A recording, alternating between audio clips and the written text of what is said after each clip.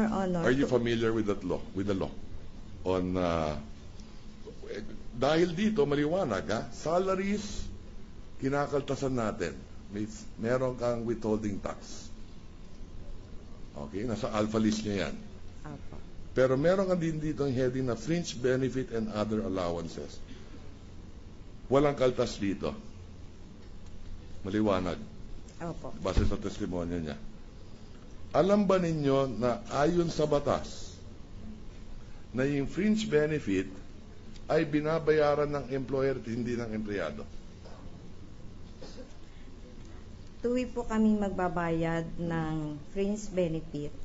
Meron pong authority coming from the agents, from the court, na hindi po stated doon na I have to deduct, no specific instruction. Correct. To deduct the withholding tax. Correct. For such allowances. Correct. Hindi, ang puntos ko ay ganito. Base sa batas, yung fringe benefit, hindi naman talaga dinededuct sa empleyado eh. Binabayaran ng employer.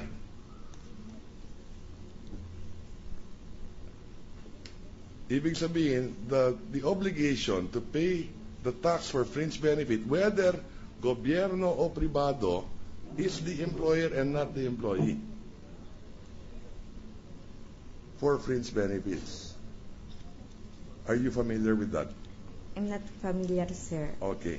But ayon sa Section 33B of the NIRC, Section 33A of the NIRC, under Section 33A of the NIRC, a final tax of 32% effective January 1, 2000 is hereby imposed on the gross top monetary value of fringe benefits furnished or granted to the employee by the employer.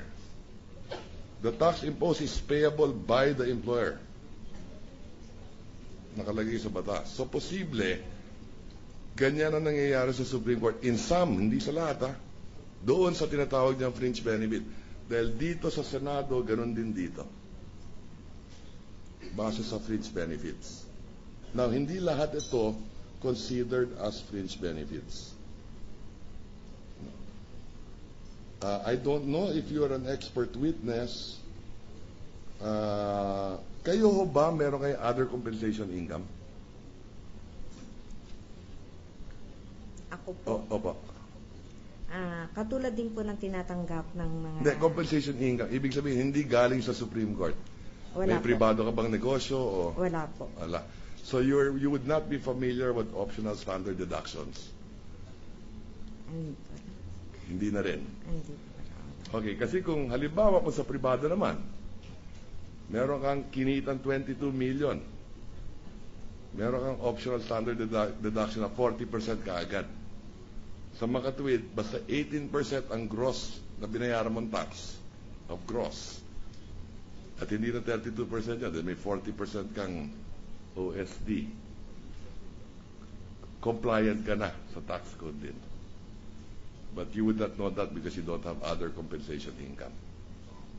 Okay. So, huling tanong na lang, Madam Witness, no?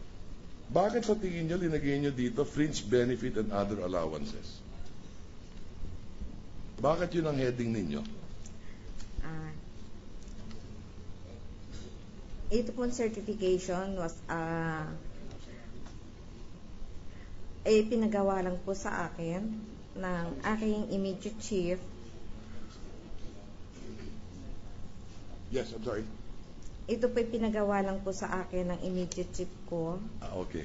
Na ito po ang dapat ilagay, salaries and other emoluments, fringe benefits and other allowances.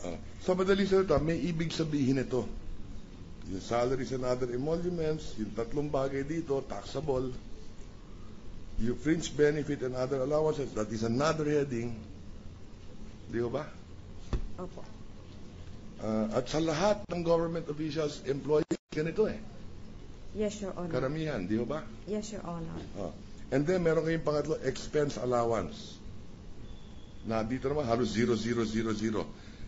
Palagay ko to as Chief Justice lang, 2011, ito lang ang may entry eh. As chairman, as JBC chairman. Po. Ano yung JBC? Judicial and Bar Council. expense allowance. So ito maliwanag, kailangan ginastos niya. Expense allowance eh. Di ba? Hindi ko po. But you wouldn't know if he did spend it, no?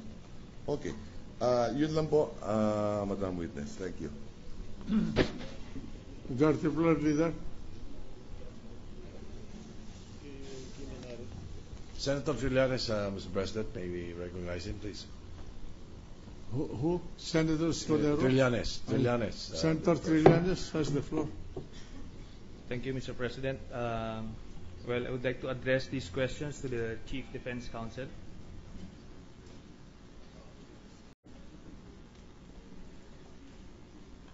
Defense Counsel, can you help me understand why you presented this witness? Well, I have stated the purpose on record, Your Honor, to show the different compensation, benefits, and other allowances received by the Chief Justice, Your Honor, in order to explain at least the sources of the amounts that have gone into his income, Your Honor. So how is this relevant to the case beforehand? Very relevant, Your Honor. Mm-hmm. Because if the other amounts of compensation, whether by means of allowances and so on, goes into the coffers of the Chief Justice, Your Honor, then it will explain the other alleged deficiencies brought about by the evidence of the prosecution that he could not have acquired this amount of properties because his income does not justify the acquisition thereof. Okay. So, in short, Mr. Defense Counsel, you're trying to prove that the bank deposits are not ill-gotten. No, I have not gone to that. I have not gone that far, if Your Honor, please. So, well, in effect, you're actually reviving Article 2.4. Is that the case? Mr. Defense Counsel? 2.4, Your Honor, is in connection with illegally acquired wealth. Yes. And the prosecution had been debarred from presenting any evidence in connection therewith. But you are actually presenting evidence to explain 2.4 or to disprove that that the bank deposits are ill-gotten. That's the only purpose that I can think of in this. That is your personal assessment, if Your Honor, please. But being a defense counsel, we have to do everything for purposes of at least explaining the position of the Chief Justice. It may not jibe with what your perception, Your Honor, with your postulation and articulation, but decidedly we needed it because the impeachment court is not made up solely of one judge, Your Honor. It is a collegial court, and our appeal is to the entire court, Your Honor. So, in short, you're conceding the opinion of this judge. Is that the way I understand it, Mr. Defense Counsel? Conceding the opinion as to what? I hope you pardon me, Mr. Okay. Well, anyway, does your witness have any personal knowledge as to how the Chief Justice spent the money, the 22 million? Well, the way the testimony of the witness have gone, Your Honor, she has nothing to do. Neither is she privy to the manner by which this amount reflected in the various documents testified to by her had been spent, Your Honor. So she has no idea whatsoever as to how much the Chief Justice actually spends every month for association dues, electric bills, grocery bills, gasoline and car maintenance bills, salaries of the household help, if any, and so on and so forth. That is clear from her testimony, Your Honor. I'm sorry. Yes. So, in short, for all you know, the respondent is or probably would be spending so much more than the 21 million stated.